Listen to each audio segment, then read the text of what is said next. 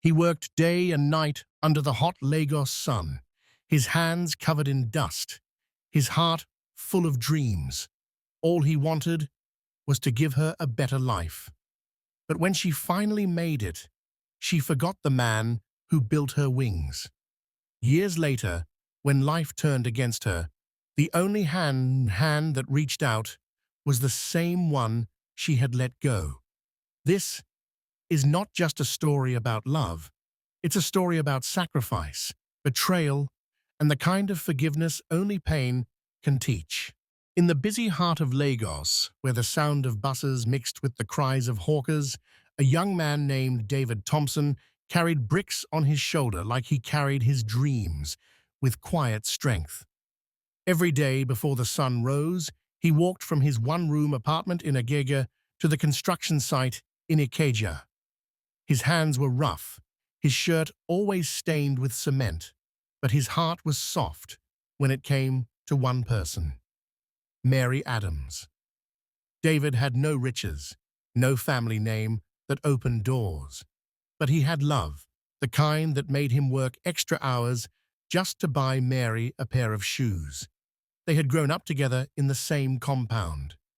She sold fruits with her mother near the bus park, always smiling even when the day was hot. He used to tell her, "One day, Mary, I'll make sure you never sell oranges again." She would laugh and tease, "And how will a bricklayer like you do that?" But he meant it. Every time he lifted a block, he was building more than walls. He was building her future. At night, when other men went to drink or play cards, David sat under the weak light of a kerosene lamp, counting his savings in an old metal box. Each note represented sweat, pain, and hope. He often whispered, "Just one more job, and she'll go to school." Mary's dream was to become an accountant. She hated how customers looked down on her at the market. "If I go to school," she told David one evening, "I'll get a good job and make you proud." Her words gave him wings. Sometimes, when she walked him to the roadside after work, he would squeeze her hand and say, "Promise me, no matter what happens, we'll make it together." Mary would smile, eyes full of innocence. "I promise, David. I'll never forget you, Gish." Life in Lagos was never easy. Rain fell and flooded the streets. Sometimes David went to work hungry. But the thought of Mary's laughter kept him going. Even when his co-worker Tunde warned him, "My brother, love doesn't pay rent." "Don't give that girl all your savings, oh," David would just smile. "You don't understand. Mary is different." Tunde shook his head. We shall see." That Sunday, after service at a small church by the roadside, David walked Mary home. The city was quiet. Puddles shimmered on the street. Mary stopped and said softly, "David, the university in Abuja has accepted me, but the fees, they're too high." He looked at her face. The girl he loved. The reason he woke up every day. "Don't worry," he said. "I'll handle it." She frowned. "But how? You don't even earn enough for yourself." David smiled. "I've been saving." "For you?" Mary's eyes widened. "You've been saving for me?" He nodded. "All this while. You deserve more than this life. If I can't go to school, at least you will." For a moment, the wind carried silence between them. Tears filled her eyes as she hugged him tightly. "I don't know what to say," she whispered. "Just promise me," he said, voice trembling, "that you'll never forget where you came from." "I promise," she said. "You're my everything, David." That night, David opened his metal box and stared at the money he had saved for years. It wasn't much, but to him, it was everything. He smiled, imagining her walking across a graduation stage one day. As the city lights flickered outside, David prayed silently, "God, let her dreams come true. Even if I never rise, let her shine." He didn't know that in giving her wings, he was slowly burying his own. The sound of rain began to fall again on the rusty roof, as if heaven itself was warning him that sometimes love built with sweat could crumble in silence. But David, with all his heart, believed in her promise. And so began the story of a man who built a dream that wasn't his to keep. The day David handed Mary his life savings began like any other, hot, noisy, and restless. Lagos was alive with the sound of impatient drivers, the smell of roasted corn, and the chatter of market women. But inside David's chest, a quiet storm brewed. He had made up his mind. By evening, the sky turned grey. Clouds gathered above Ikea as the wind picked up dust from the street. David waited near the bus stop, holding a small black nylon bag. Inside it, the money he had been saving for years.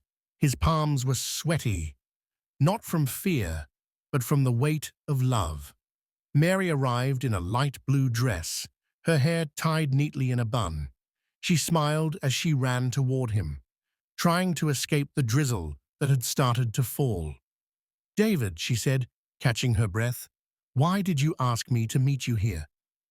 He looked into her eyes, his heart pounding. "Because I want to give you something." The rain began to fall harder, tapping rhythmically on the rusty bus stop shelter. David opened the bag and brought out the bundle of money, wrapped carefully in a nylon. "Take it," he said. "It's for your school." Mary's eyes widened. "David, no. I can't take this. This is too much."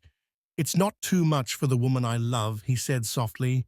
"You have dreams, Mary. You want to be more than this life. Go and chase that dream. I'll be fine."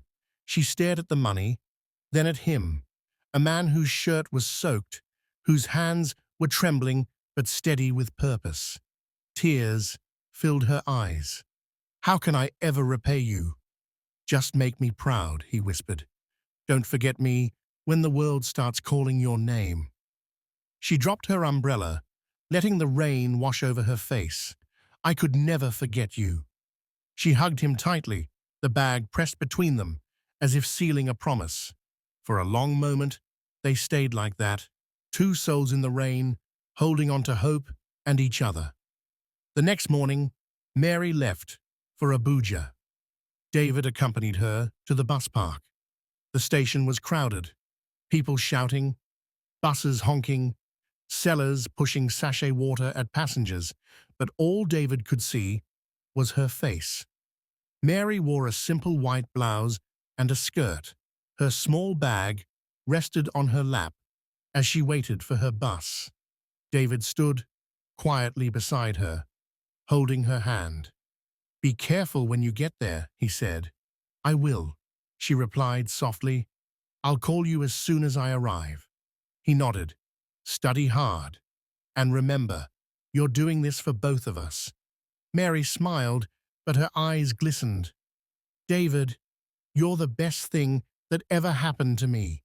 As the bus engine roared to life, she leaned out of the window. David waved until the bus turned the corner and disappeared. For a moment, he stood still, the sound of engines fading behind him. The city continued to move. Traders shouting, children running, life carrying on, but David's world felt quiet, empty. He finally whispered, "She'll come back for me." That night, he sat again, under his kerosene lamp, staring at the empty metal box. His room was silent, except for the hum of distant generators.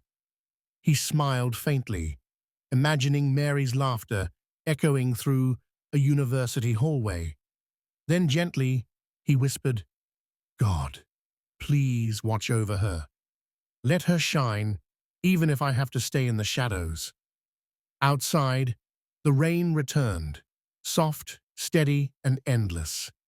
It tapped on his roof, like a reminder that love sometimes means letting go. David closed his eyes and listened to the sound. believing every drop carried his promise to her, a promise made in the rain. He didn't know that somewhere, on a night bus to Abuja, Mary was already staring out of the window, wondering what kind of man sacrifices everything for love. And she whispered to herself, "I'll never forget him." But sometimes, memories fade faster than we expect. The days after Mary left felt longer than usual. David woke every morning before the sun, as always, but something inside him had gone quiet. The sound of Lagos, the shouting bus conductors, the hammering at construction sites, the endless honking no longer reached his heart. Still, he worked. He mixed sand and cement with tired hands, built walls for people who would never know his name, and came home at night to a room that now felt too big for one person. He missed her laugh. He missed her voice saying, "David, stop worrying. One day, we'll be fine." 2 weeks passed before the first letter came. It was written in neat handwriting on a white paper that smelled faintly of perfume. The postman had dropped it off at the small shop near the junction, and the woman who ran the shop called out, "David, letter from Abuja." David's heart jumped. He wiped the cement dust from his hands and took the envelope as though it were gold. He didn't open it right away. He wanted the moment to last, to feel the joy of being remembered. That night, under the flicker of his kerosene lamp, he unfolded the letter carefully. "My dearest David, Abuja is beautiful. The buildings here are tall and the streets are clean. Classes are hard, but I'm doing my best. I miss you every day. Sometimes I close my eyes and imagine you beside me. Thank you for believing in me. I'll make you proud. Love, Mary." He read the letter over and over until he memorized every word. Then, he placed it inside his Bible, right next to the book of Psalms. That single letter became his comfort. Every morning before work, he'd open the page and read her words again. Sometimes he smiled, sometimes he sighed. He told Tundi about it proudly. "She's doing well. My Mary is becoming something great." Tundi grinned and slapped his shoulder. "That's good, my brother. Just don't forget to eat." Love won't build muscle. Weeks turned into months, and more letters came. Each one brought new stories about lectures, new friends, and how big Abuja felt compared to Lagos. Mary sometimes enclosed pictures of herself in front of her hostel or at a school event. She looked happy, confident, radiant. David would stare at those photos for long minutes. He showed them to Mrs. Cole, the elderly woman who sold food by the roadside. "Ah, this girl is fine-o," she said. "You better hurry and marry her before one rich boy takes her away." David laughed, waving her words off. Mary is not that kind of girl. But sometimes, late at night, he wondered if the world she was entering might change her. He'd never been to Abuja. He couldn't imagine the kind of life she was living there. One evening, while working at a building site near Surulere, David saw a young couple walk past, hands intertwined, the woman wearing a clean office suit, the man in a fine shirt. They laughed together, free and confident. He paused for a moment, shovel in hand, thinking of Mary. "Someday," he whispered to himself, "we'll walk like that." That night, he sat in his room and wrote her back. "My dearest Mary, I'm happy you're doing well. Work here is fine. I've started helping the foreman with small contracts. I miss you. Remember what we promised, that nothing will change us. Love, David." He sealed the envelope, kissed it lightly, and smiled. As he stepped out to drop the letter at the bus park for delivery, he looked up at the Lagos night sky. The stars were faint behind the smoke, but he believed one of them carried his hopes straight to her. He had no idea that love, like cement, could begin to crack without warning, silently, slowly, until one day it could no longer hold the same shape. For now, David still believed in forever. And somewhere in Abuja, Mary was starting to believe in something else. David woke up before sunrise, as he always did. The sound of roosters echoed faintly through the neighborhood, mixed with the hum of early morning generators. He stretched, wiped his tired eyes, and reached for the small metal box beside his bed. Inside were the letters, her letters, tied neatly with a red ribbon. Every morning before work, he read one. It gave him strength. But this morning, there was no new letter waiting for him. At first, he thought the postwoman must have been delayed. But as the days stretched into a week, and the week became two, David began to feel something shift inside him. Mary had promised to write every Sunday after church. He had counted on those words the way he counted on the rising sun. But now, silence had replaced her handwriting. By the third week, he finally received a new envelope. His hands trembled as he tore it open. The paper smelled faintly of perfume, the same brand she used before leaving Lagos. But the words, they were different. Dear David, school has been very demanding lately. I hardly have time to rest, and the city is fast. Abuja is not like Lagos. Everyone here is rushing somewhere. I hope you understand if I don't write often. I'll try when I can. Yours, Mary. David read it twice, then a third time. There was no, I miss you, no, my love, just plain words. Clean and polite, like someone writing to a stranger. Folded the letter slowly, staring at the wall.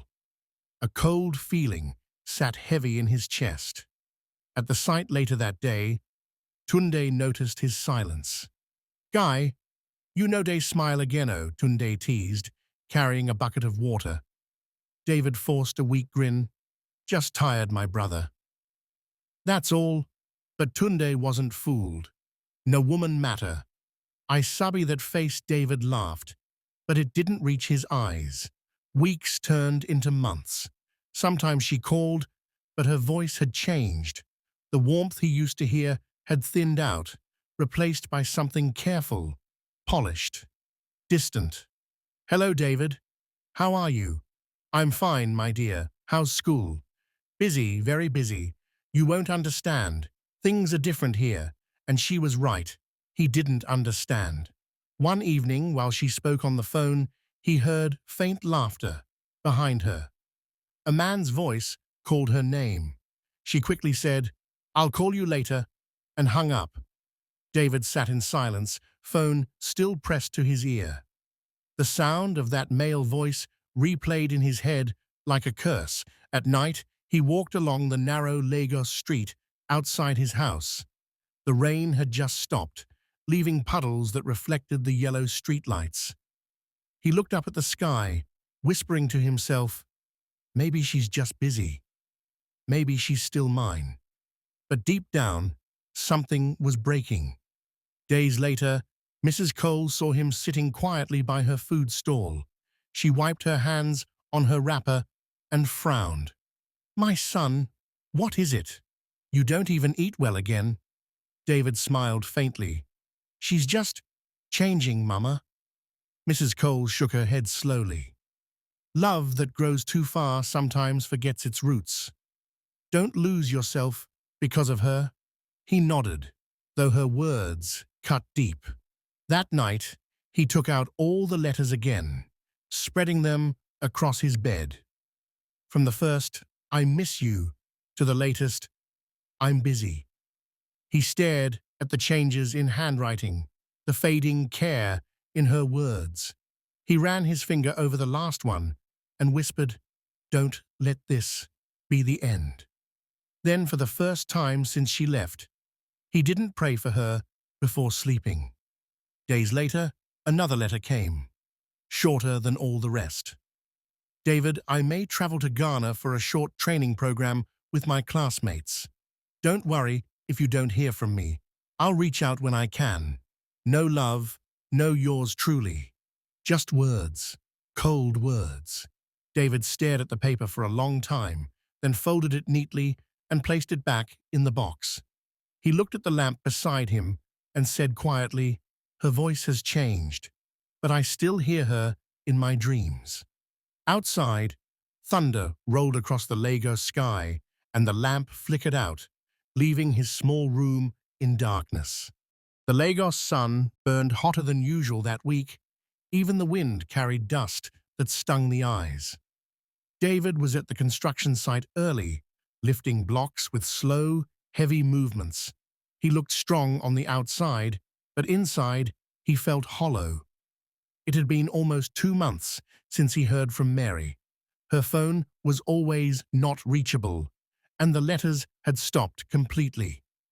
He tried to tell himself she was busy, that maybe school had swallowed her time, but the silence was beginning to sound like truth.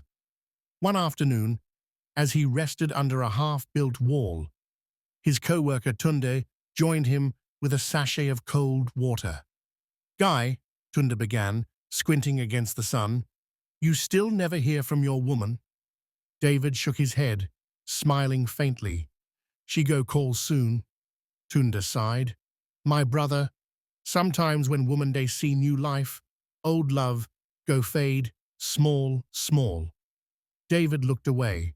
Mary no be like that. But even as he said it, doubt crept into his chest like smoke. That evening, David passed by Mrs. Cole's food stall. He wasn't hungry, but the smell of jollof rice and fried plantain drew him close.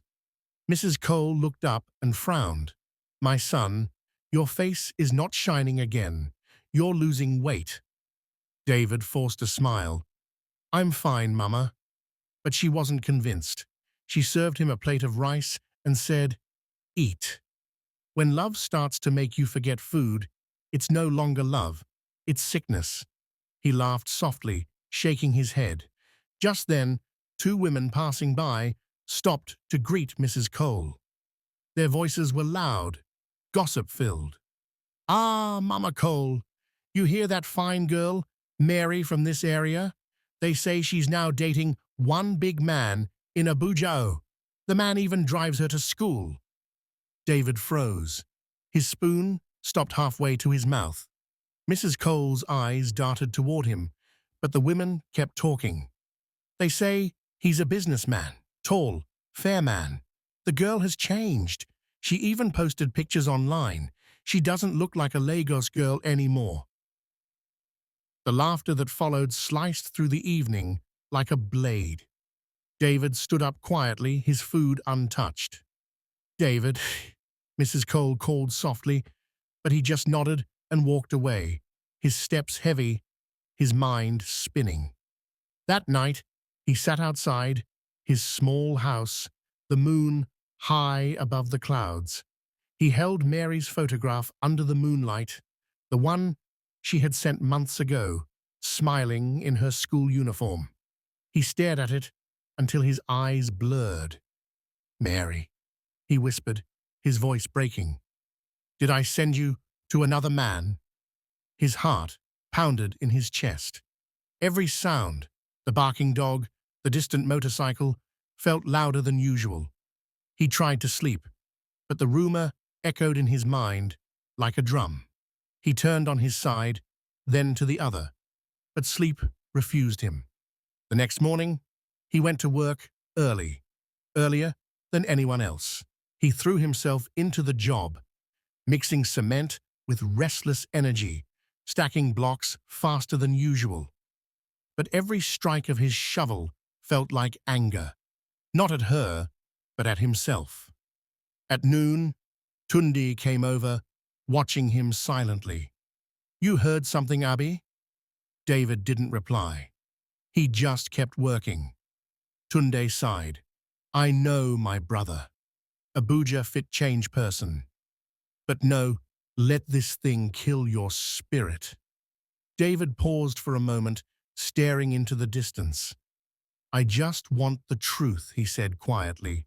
If she's happy, I won't stand in her way. But she should have told me.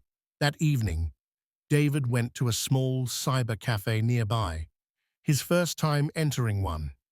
The attendant, a young boy chewing gum, helped him log into Facebook. David typed Mary's name slowly, his hands shaking.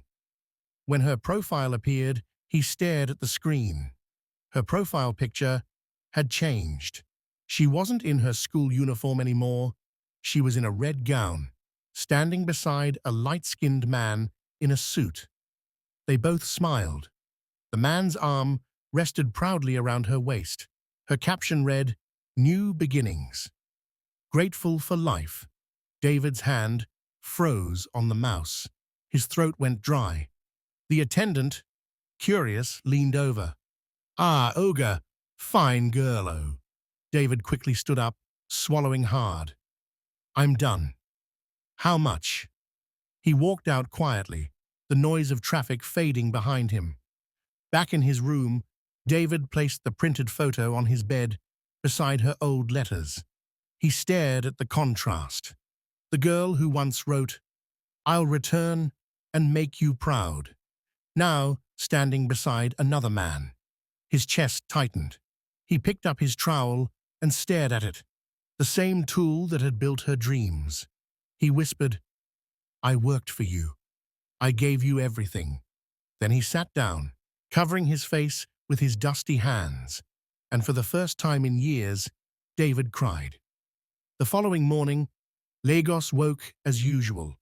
Danfo horns, market women shouting, and the smell of roasted corn in the air. But inside David's room, there was silence. He looked at the picture one last time, folded it, and placed it inside the metal box beside the other letters. Then he locked the box and whispered, "No more letters." David had not slept for nights. Every time he closed his eyes, he saw Mary's face, smiling beside another man. The picture haunted him like a ghost. He would wake up drenched in sweat, his hands shaking. He told himself, maybe it wasn't true, maybe the man was just a friend. But deep down, he knew. One quiet Sunday morning, as Lagos streets still yawned with half sleep, David packed a small black bag. Inside it were only 2 shirts, his work boots, and a folded photo of Mary. He locked his small room, placed the key in his pocket, and stood for a long moment looking at the door, as if leaving, it meant leaving behind everything he had ever loved. Tunda met him at the junction, surprised. "David, where are you going this early?" David adjusted his bag and said softly, "Abuja." Tunda frowned. "Abuja? For what?" David forced a smile, though his eyes were empty. "To see if the woman I love still remembers who I am." Tunda placed a hand on his shoulder. "My brother, don't go looking for answers that will break you more." But David only nodded and walked away. The road to Abuja was long. The bus rumbled through towns, past red earth roads and endless stretches of savannah. David sat by the window, staring out as the wind whipped through his torn shirt. Every now and then, he would take out Mary's photograph. He looked at it until his vision blurred. He remembered her laughter, her soft voice when she said, "One day, we'll have our own house." He smiled faintly, but it was a smile that carried pain. By the time he reached Abuja, it was evening. The city glowed with clean streets and tall buildings. He felt small, a man from the dust of Lagos, standing before glass towers and shining cars.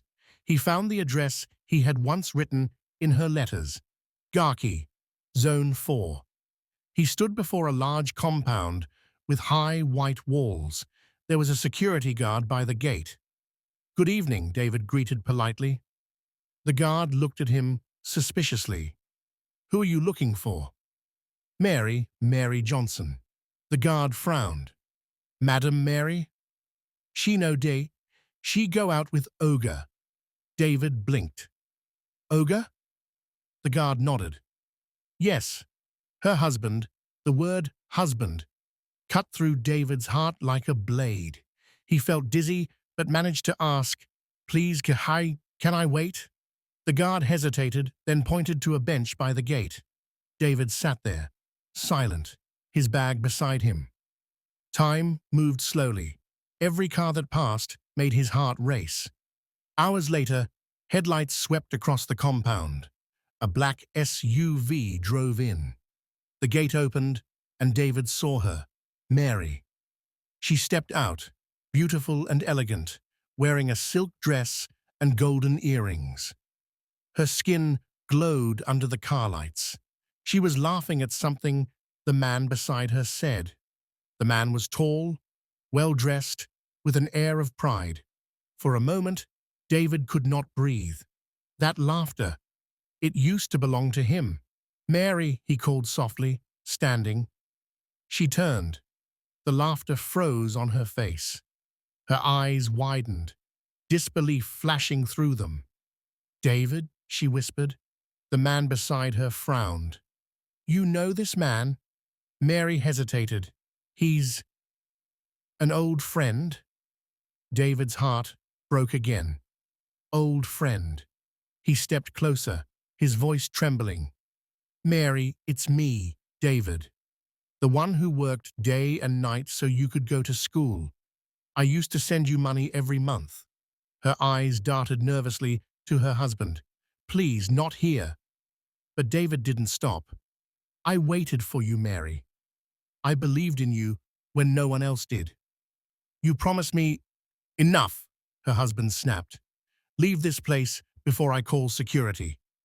David turned his gaze to Mary, searching for even a flicker of guilt, but she looked away. Tears rolled down his face. He dropped his bag slowly, pulled out the old photograph, and held it out to her. "Do you remember this? You said this picture would remind you of me whenever you felt alone." Mary's lips trembled, but she didn't take the photo. David smiled sadly. "It's okay. Maybe you already found someone richer to remember." The guard approached, motioning for him to leave. David nodded silently, turned around, and walked away into the cold Abuja night. Behind him, Mary stood frozen, staring at the man who once gave her everything.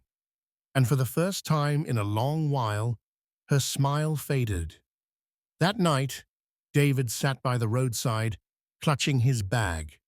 Abuja lights shimmered in the distance, but he saw nothing. His chest ached. His eyes were dry. No more tears left to shed. He whispered to himself, "I built her future with my bare hands, and she buried me inside it." A taxi passed, its headlights briefly illuminating his tired face. He picked up his bag and began walking again, not knowing where he was going, but knowing he could never go back. The road back to Lagos felt longer than before. David sat quietly in the bus, staring through the dusty window as the world rushed by. The same road he had taken with hope now carried him home with heartbreak. Every mile whispered Mary's name, and every town he passed felt emptier than the last. When the bus finally stopped in Lagos, the sun was setting. People shouted, hawkers rushed to sell snacks, and car horns filled the air. But David walked like a shadow, slow, tired, and lost. He returned to his small room in Mushin. The air inside was hot and still.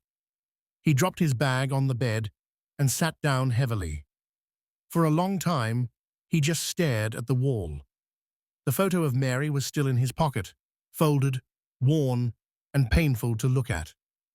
He wanted to tear it apart, but he couldn't.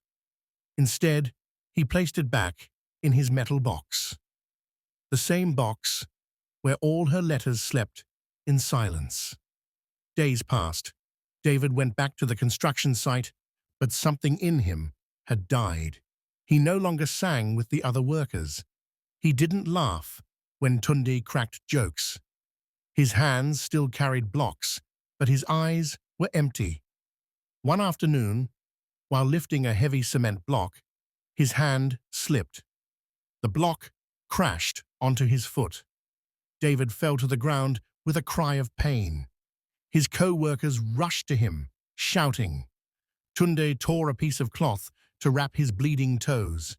David winced but said nothing. They took him to a small roadside clinic. The nurse cleaned his wound, shaking her head. "You need rest," she said gently, but rest meant no work, and no work meant no money. David nodded silently, limped home, and locked his door. At night, he sat by the lamp, staring at his calloused hands. "I built everything for her," he whispered, "but I can't even build peace for myself." The following week, David couldn't go to work. He stayed indoors, hungry and weak. The rent collector knocked twice, demanding payment. David had nothing left. On the third night, rain began to fall heavily. His roof leaked, water dripping onto the floor.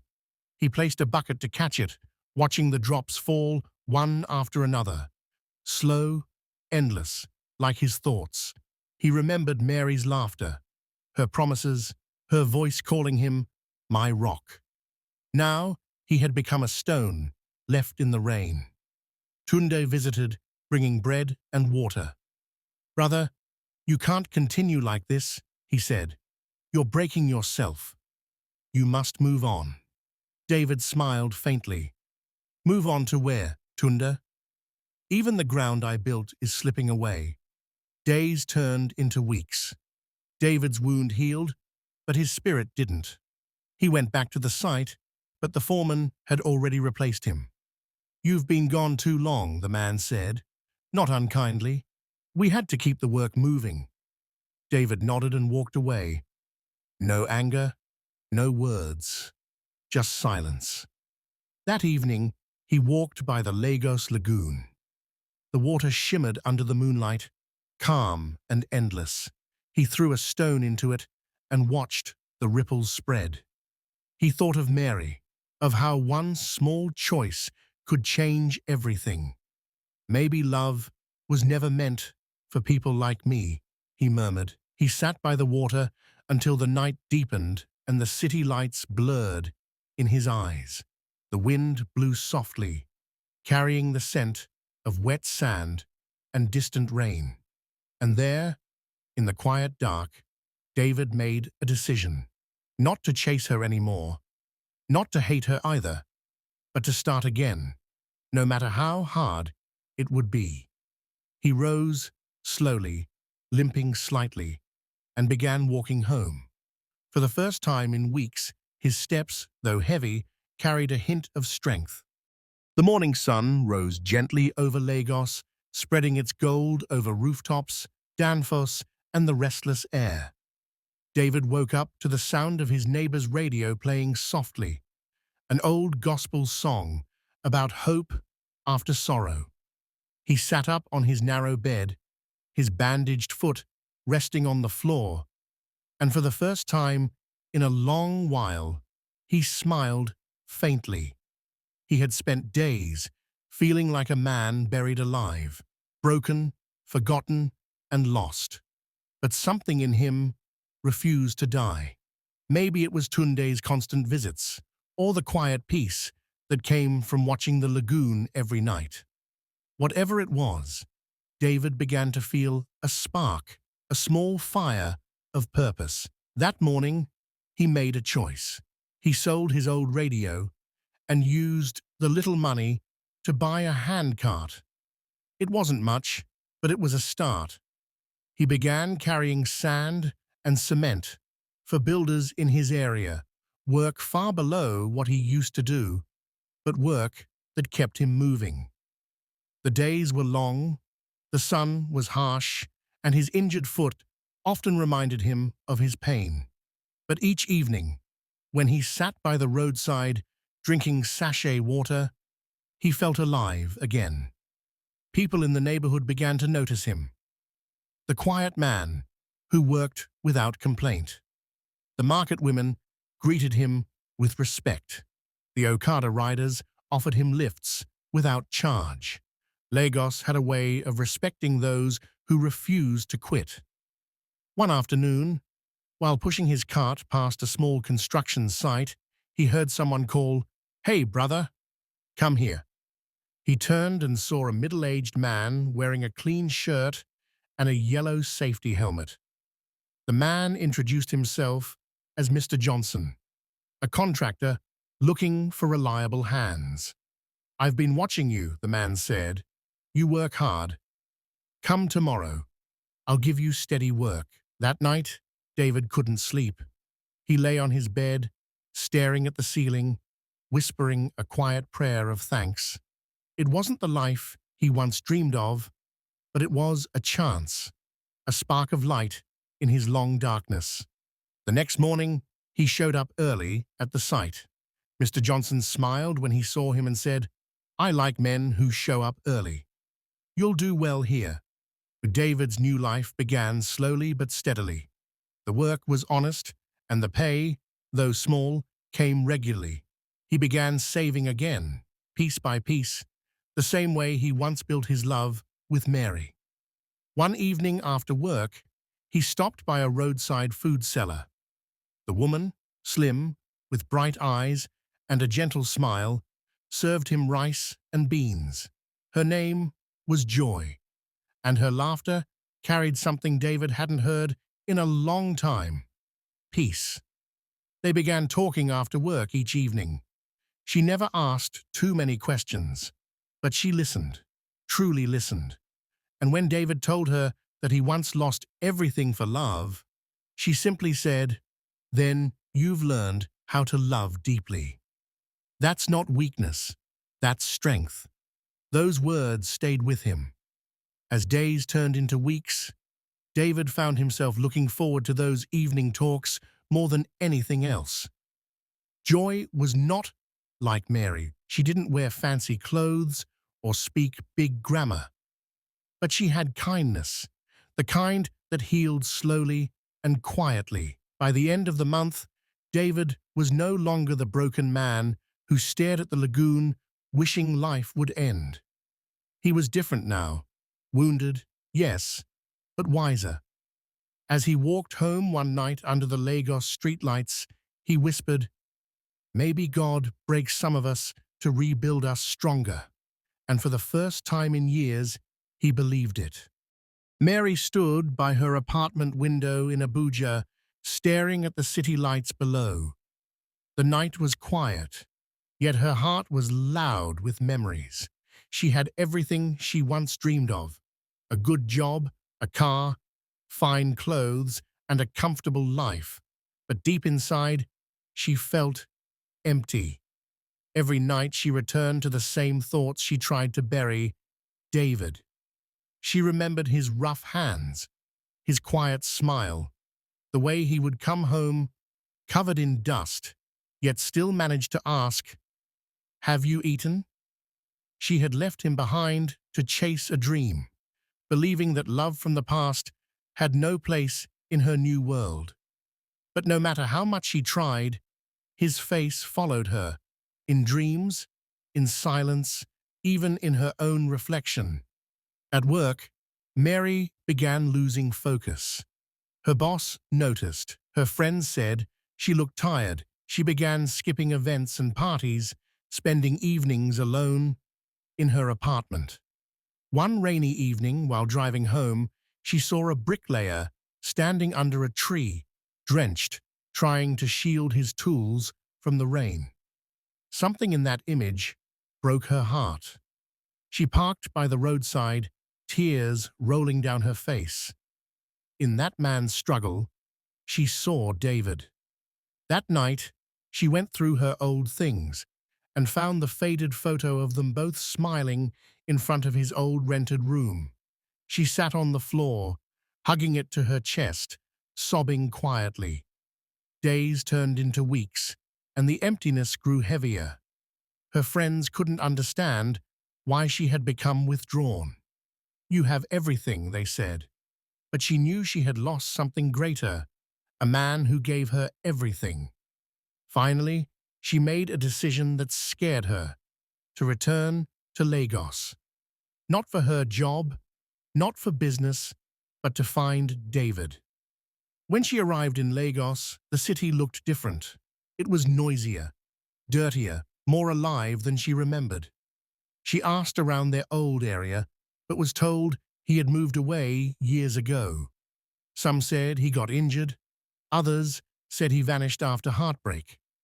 Just as she was about to give up, she heard someone mention a hard-working man who pushed a handcart near the new construction site by the lagoon.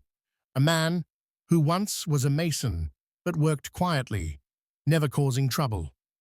Her heart began to race. Could it be him?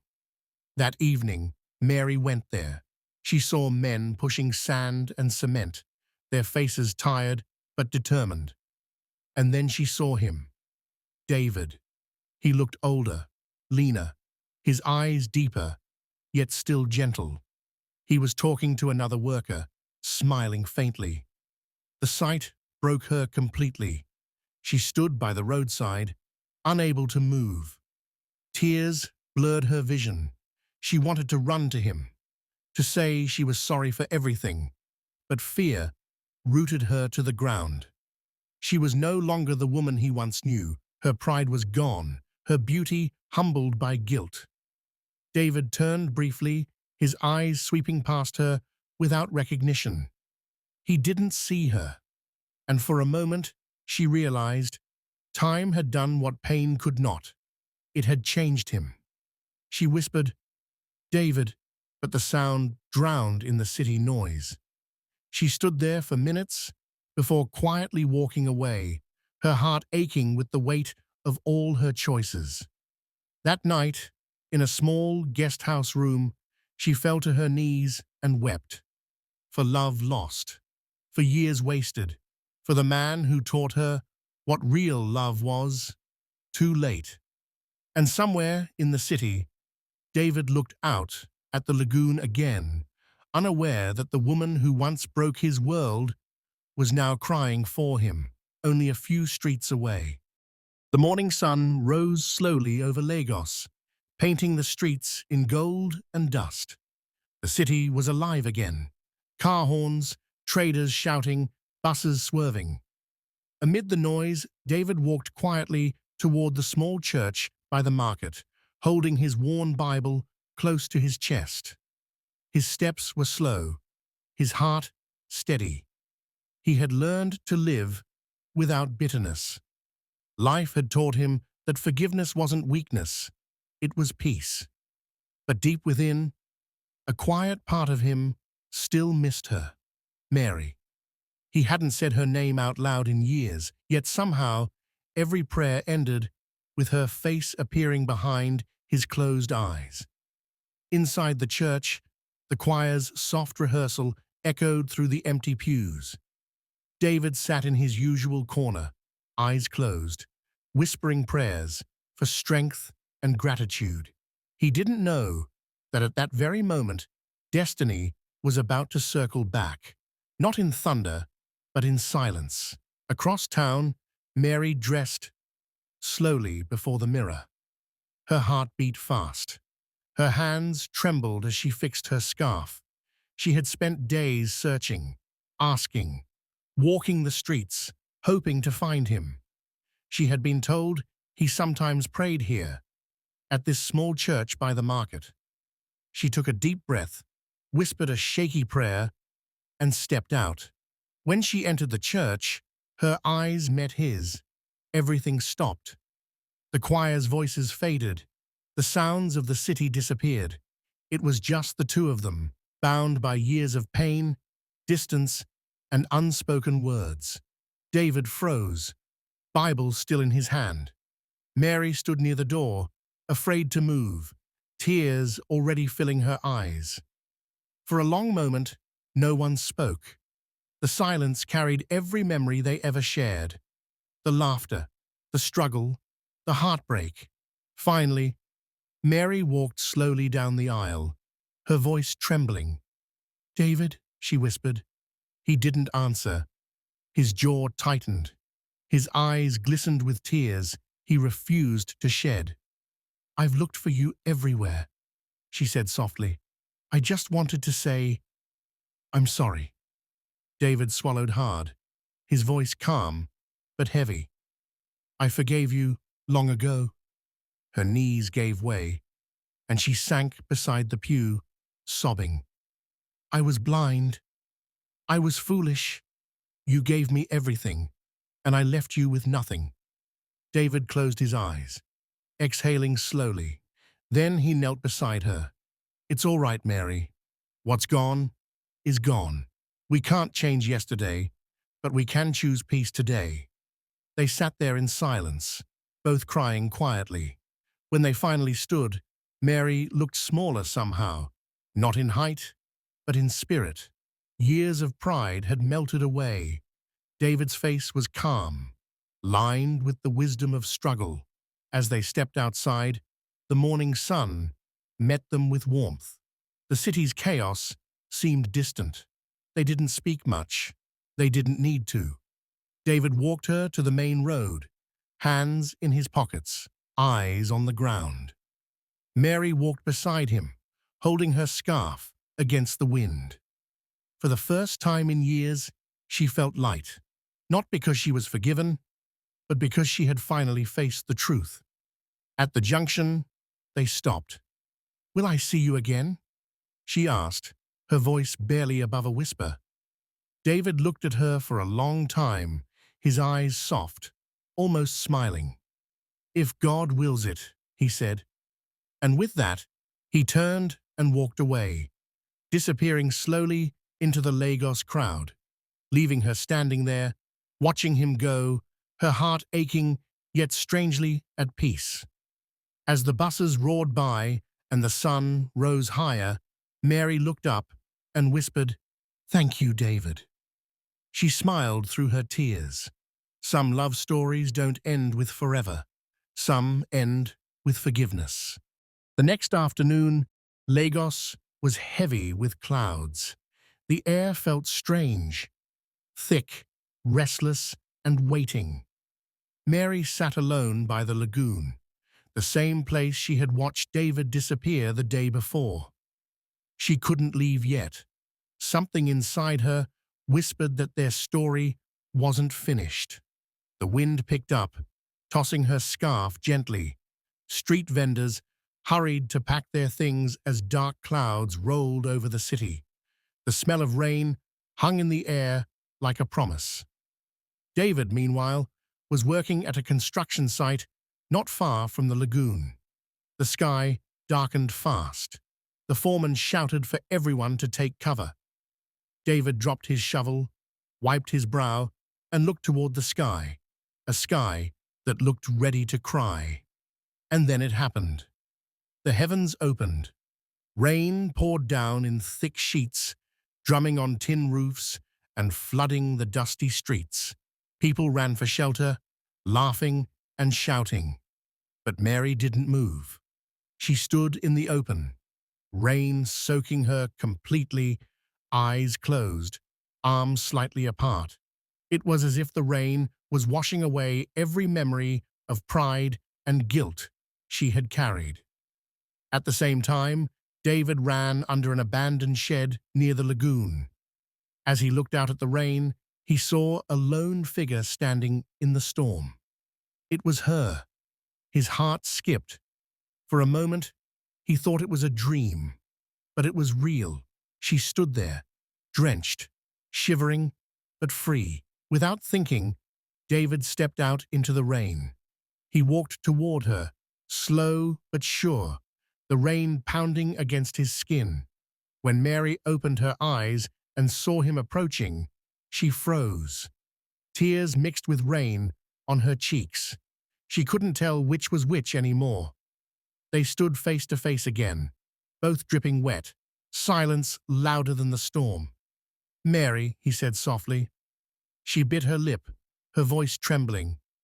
"I didn't want to go until I knew you were truly okay." David's chest rose and fell, eyes steady. "I am, because I learned to forgive. But seeing you, it reminds me that love can survive pain." The wind howled. She took a small step closer. "And forgiveness taught me what real love is." For the first time in years, David smiled, a real smile, warm and unguarded. Mary laughed through her tears. They both looked like children again, lost in the rain. He took off his old work jacket and draped it over her shoulders. "Let's get out of this rain," he said gently. They walked together toward the shed, water splashing under their feet. The rain softened as they found cover. Inside, the world seemed far away, just the rhythm of rain hitting the roof and their quiet breathing. "Do you think we can ever start again?" Mary asked in a whisper. David looked out at the rain, thoughtful. "I don't know," he said honestly, "but maybe God brought the rain so we could wash away the past." She smiled faintly. "Then, let's start with peace." He nodded. Peace. And there, under the leaking roof, with rain falling like music around them, they sat side by side. Not lovers, not strangers, just two hearts, learning how to be whole again. Outside, the rain kept falling, cleansing the city, the soil, and the scars of two souls who had finally found peace. The rain had stopped by morning. The city smelled of wet dust and rebirth. David woke early, as he always did, though his heart felt heavier than the clouds that had emptied themselves the night before. He watched the sunlight crawl across his small window, warming the cracked walls of his single-room apartment. It was a new day, but the memories of the night still lingered. Mary's voice, soft and trembling, her eyes full of regret. He stepped outside to the street. The ground was still damp. Children ran barefoot through puddles, laughing as if the world had never known sorrow. David smiled faintly. For the first time in years, he felt peace, even though peace came wrapped in pain. Later that morning, there was a knock on his door. When he opened it, Mary stood there. She looked different, calmer, humbler. She wore a simple cream dress and held a small, brown envelope in her hands. "Good morning, David," she said quietly. "Mary," he replied, surprised. "You came." She nodded and stepped inside. The silence between them was thick, but not heavy. "I wanted to thank you," she said, voice shaking, "for everything you did for me, for what you gave, even when you had nothing. I don't deserve your forgiveness, but I wanted you to have this." She placed the envelope on his table. Inside were documents, a land deed. "It's yours," she said. "I bought it in your name for a small house. I know it can't repay the years you lost because of me, but I want to give back a little of what you gave." David stared at the papers, then at her. "Mary, you don't need to do this." "I need to," she whispered, "because I never stopped feeling guilty. I thought success would heal me, but it only made me emptier. I lost myself in Abuja, and I lost the only man who ever believed in me." Tears rolled down her cheeks. David stepped closer, his eyes soft but unreadable. "I forgave you long ago," he said. "I had to, or I would never find peace." Mary sobbed quietly, covering her face with her palms. "You were the best man I ever knew, David." He smiled faintly. "And you were the lesson I needed to learn, that love without sacrifice is only a dream." She looked up at him, eyes swollen with regret. "Do you still love me?" He paused, searching her face. "Love changes," he said. "What I feel now isn't what I felt then, but I'll always care." There was silence again, gentle this time, like the calm after a storm. Mary turned to leave, but before she stepped outside, she stopped and looked back. "Maybe one day we'll both find happiness, just not together." David nodded. "Maybe one day." She walked away slowly, her figure fading into the brightness of the morning sun. Weeks passed. David began work on a small house near the outskirts of Lagos, the land Mary had given him. It wasn't much, but it was his. He mixed the cement himself, laid every brick with quiet pride.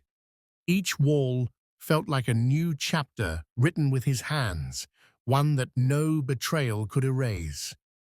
One evening, as the sun sank low, turning the sky orange, he stood by the doorway of his unfinished home and smiled. Children played nearby, laughter echoing through the streets. The world had moved on, and so had he. Mary, on the other hand, moved back to Abuja, where she lived quietly, away from the noise of her old life. Every now and then, she would write to David, not about love, but about gratitude, and he would always reply with kindness. One afternoon, as the wind carried the scent of fresh rain again, David looked at the sky and whispered to himself, "Some storms come to destroy, others come to cleanse." And for the first time in his life, the sun returned not just to the sky, but to his heart. Dear viewers, what lesson did you take away from this dramatic tale? We'd love to hear from your thoughts in the comments below. If you enjoyed the story, give us a thumbs up, share it with your friends, and hit the subscribe button. Don't forget to turn on notifications so you never miss out on our latest updates. Thanks for watching and stay blessed.